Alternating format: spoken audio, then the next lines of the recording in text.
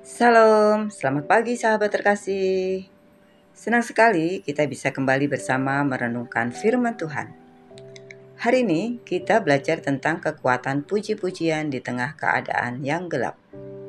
Ketika hati kita tertekan, ketika jalan buntu, dan ketika doa seolah tak terdengar, Tuhan menunjukkan bahwa Dia tetap bekerja, bahkan dari tempat yang paling gelap sekalipun. Kisah Paulus dan Silas mengingatkan kita bahwa penjara bukan akhir dan rantai bukan penghalang bagi Tuhan. Sahabat terkasih, Paulus dan Silas dipenjara bukan karena kesalahan, melainkan karena mereka memberitakan Injil. Mereka dipukuli, dirantai, dan diikat di ruang paling gelap dari penjara setempat. Secara manusia, mereka punya banyak alasan untuk kecewa, marah, mempertanyakan Tuhan, atau bahkan menyerah. Namun, justru di tengah malam paling gelap, mereka melakukan sesuatu yang berbeda. Mereka berdoa, mereka memuji, dan mereka tetap percaya. Dan disitulah Tuhan bergerak. Sahabat terkasih, mari kita membaca dari Kisah Para Rasul 16 ayat 25-26. Tetapi kira-kira tengah malam, Paulus dan Silas berdoa dan menyanyikan puji-pujian kepada Allah, dan orang-orang hukuman lain mendengarkan mereka. Akan tetapi terjadilah gempa bumi yang hebat, sehingga sendi-sendi penjara itu goyah, dan seketika itu juga terbukalah semua pintu dan terlepaslah belenggu mereka semua. Sahabat terkasih, tengah malam dalam kisah ini bukan hanya waktu literal, tapi gambaran kondisi hidup. Tengah malam ketika doa kita belum terjawab. Tengah malam ketika pintu seolah tertutup semua. Tengah malam ketika badai hidup makin kuat. Tengah malam ketika hati lelah dan air mata tak habis-habis. Paulus dan Silas tidak menunggu pagi hari untuk memuji. Mereka memuji di jam paling gelap. Kadang Tuhan tidak menunggu keadaan membaik untuk menolong kita. Dia menunggu respon iman kita di saat gelap itu. Ketika hati memilih memuji di tengah kesulitan, itu bukan emosi, itu iman. Sahabat terkasih, Paulus dan Silas tidak memulai dengan kekuatan sendiri. Mereka mulai dari hati yang mengarahkan diri pada Tuhan. Ketika kita memuji, fokus berpindah dari masalah ke Allah. Kecemasan berganti dengan kehadirannya.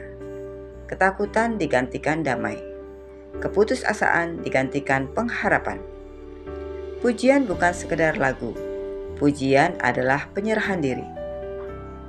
Pujian berkata, Tuhan, Engkaulah yang tetap memegang kendali, walau aku belum melihat jalan keluar. Dan ketika atmosfer batin berubah, iman mulai bekerja. Sahabat terkasih, ayat 26 berkata, maka terjadilah gempa bumi yang hebat. Gempa ini bukan kebetulan. Ini adalah respon ilahi terhadap pujian manusia yang tetap percaya.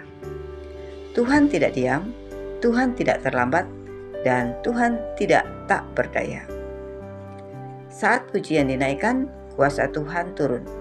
Dan ketika kuasa Tuhan turun, tidak ada belenggu yang bisa tetap terikat. Kadang pintu surga terbuka bukan karena kita kuat berdoa, tetapi karena kita memilih untuk tidak menyerah. Sahabat terkasih, yang luar biasa bukan dari pintu penjara yang terbuka. Firman Tuhan berkata, terbukalah semua pintu. Artinya, pintu peluang yang tertutup bisa dibuka. Pintu pemulihan bisa dibuka. Pintu penghiburan bisa dibuka. Pintu masa depan bisa dibuka. Jika Tuhan yang membuka, tidak ada manusia yang bisa menutupnya.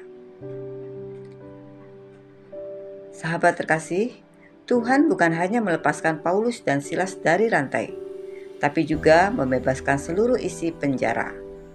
Puji-pujian satu orang bisa membawa dampak luar biasa bagi banyak orang. Pujian kita hari ini mungkin bisa membuka pintu bagi keluarga, bisa menyelamatkan hati orang di sekitar kita. Sahabat terkasih, tidak hanya pintu yang terbuka, tetapi rantai mereka terlepas.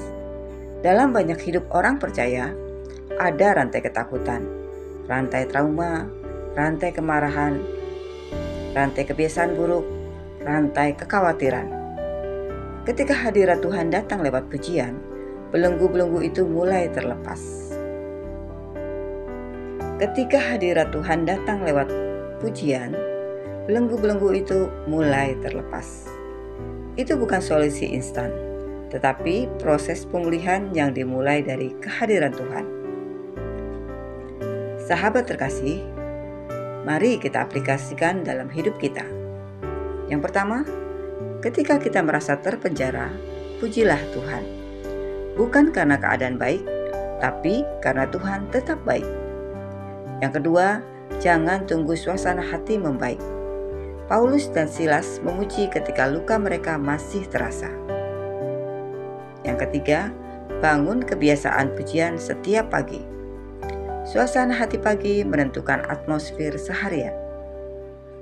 Yang keempat, ganti keluhan dengan penyembahan. Keluhan mengundang beban, pujian mengundang kehadiran Tuhan. Yang kelima, mari kita ingat, pintu bisa terbuka kapan saja. Tuhan bisa bekerja bahkan saat kita merasa tak sanggup apa-apa. Sahabat terkasih, mari kita berdoa bersama. Bapa yang Maha Baik, kami belajar dari Paulus dan Silas bahwa pujian bukan hanya untuk waktu yang baik, tetapi juga untuk tengah malam hidup kami. Ajari kami untuk menyembah-Mu sekalipun hati tertekan. Bangkitkan iman yang teguh, dan ketika kami memuji, bukalah pintu-pintu yang tertutup, lepaskan belenggu yang mengikat, dan nyatakan kuasa-Mu dalam hidup kami. Kami percaya Engkau tetap bekerja. Dalam nama Tuhan Yesus Kristus, kami berdoa dan mengucap syukur. Amin. Sahabat terkasih, jika renungan ini menguatkanmu, jangan lewatkan renungan-renungan berikutnya.